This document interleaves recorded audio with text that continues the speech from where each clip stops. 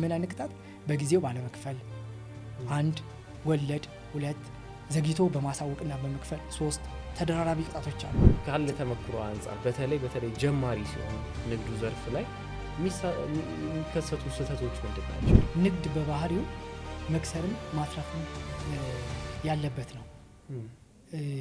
ጀማሪዎች እንደተጀመረ የንግድ ስራ ላያተርፍ የሚችልበት አጋጣሚ አለ። ለምን?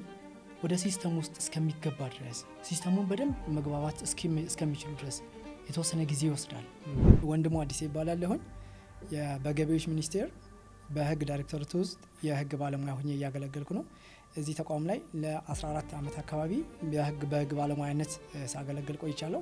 አሁንም የህግ ባለሙያ ሆኜ በዛው ተቋም ላይ እያገለገልኩ እገኛለሁ።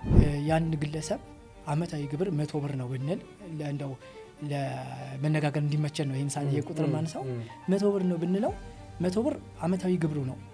ያንን 100 ብር አመታዊ ግብሩን በጊዜው ካልከፈለ በዛ በ100 ብር ላይ ምን ይጣልበታል?